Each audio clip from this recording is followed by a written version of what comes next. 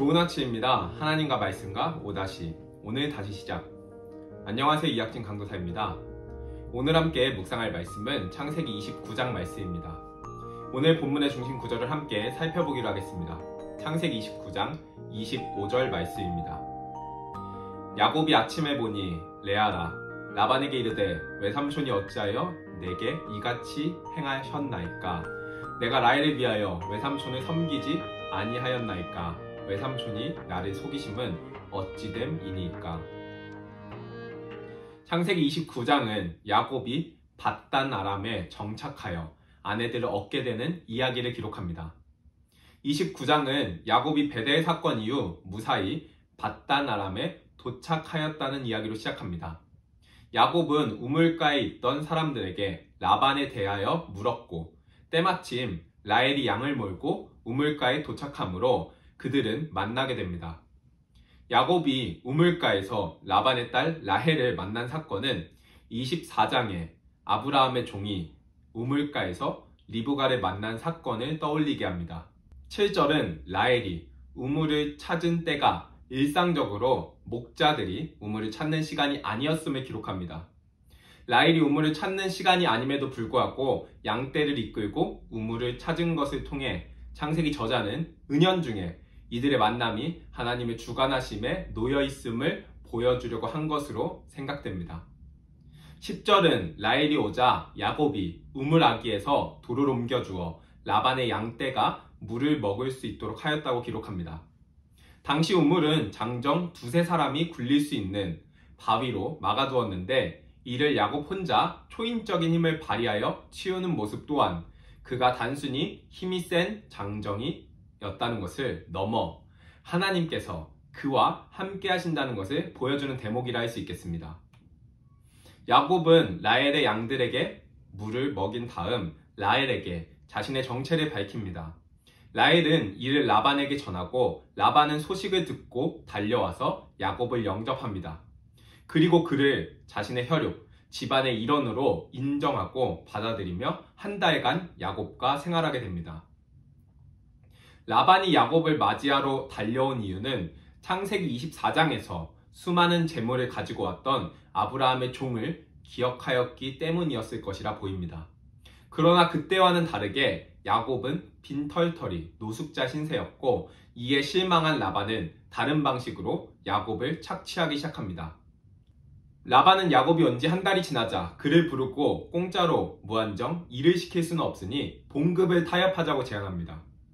당시 가족들은 노동에 대한 대가를 받지 않았는데 라반이 야곱에게 삭슬 주겠다는 제안은 라반이 야곱을 외삼촌과 조카의 관계가 아닌 고용주와 고용인의 경제적인 관계로 강등시키고 있는 것입니다. 이러한 제안에 라헬을 사모하고 있던 야곱은 라헬을 맞는 대신 라반을 위해 7년간 일하는 것으로 합의를 봅니다. 그 당시 남자가 아내를 데려오면 처가에 지불하는 몸값은 보통 은 30에서 40세겔 수준이었습니다. 은 10세겔이 그 당시 노동자의 1년 봉급이었다는 것을 감안할 때 야곱이 그를 위해 7년간 일하는 것은 은 70세겔을 지불하는 것과 같았습니다. 하지만 야곱은 외삼촌에게 공평한 협상을 요구할 만한 처지가 되지 못하였고 그렇게 7년간 착취를 당합니다. 그러나 7년간 열심히 일했지만 결국 라반의 계략으로 야곱은 그토록 원하던 라헬을 얻지 못합니다.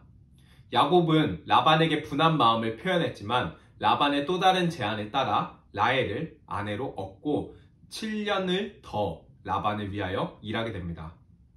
오늘 오다시를 마무리하면서 두 가지 부분을 함께 살펴보면 좋겠습니다. 서두에 오늘 본문에서 야곱이 하란 땅에 도착해 라헬을 우물가에서 만나는 사건은 창세기 24장에 아브라함의 종이 우물가에서 리브가를 만나는 사건과 비슷하다고 하였습니다. 한 가지 크게 다른 점이 있다면 아브라함의 종과는 달리 하나님께 기도, 감사와 찬송을 야곱이 드리지 않았다는 점입니다. 그는 아브라함의 종이 그러했던 것처럼 모든 여정을 섭리 가운데 운행하시는 하나님께 기도, 감사와 찬송을 올려드렸어야 했는데 그렇게 하지 않았습니다. 이는 아브라함의 종이 그 여정 가운데 전적으로 하나님을 의지했던 것과는 달리 베델에서 하나님을 경험하고도 야곱이 여전히 자기 자신을 의지하는 모습을 보여주는 것이라 할 수 있겠습니다. 그러나 표면적으로 모든 것이 순조롭게 진행되고 있는 것처럼 보였던 그때에 야곱은 자신보다 남을 속이는 것에 능통한 라반을 만나게 되고 그의 아래에서 혹독한 시간을 보내게 됩니다. 오늘 본문의 라반이 동생을 언니라고 속였던 사건은 야곱이 이삭에게 동생을 형이라 속였던 사건을 떠올리게 합니다. 야곱은 지금까지 남을 속이고 남의 것을 취하는 자기 자신을 철저히 의지하는 방법으로 살아왔습니다. 그러나 이제 자신이 온갖 재주를 부려도 뛰어넘을 수 없는 라반을 만나고 자신이 붙잡았던 것들에 대한 무력함을 느끼게 됩니다. 그리고 라반과 씨름하는 하란에서의 20년의 시간을 통해 야곱은 자기 자신을 내려놓고 하나님을 의지하는 자리로 점차 나아가게 됩니다. 자기 자신을 의지하고 남을 속여서라도 자기 자신의 목적을 채우기 위해 살아가는 야곱을 하나님께서 시간을 통해서 점차 꺾어가시며 결국 하나님께서 원하시는 삶과 목적대로 야곱의 인생을 채워가십니다. 사랑하는 기쁨 가족 성도 여러분, 연약하고 완악한 우리를 시간을 통해서 인격적으로 꺾어가시며 마침내 우리의 항복을 받아내시는 하나님을 우리의 삶 가운데 발견하게 되길 소망합니다.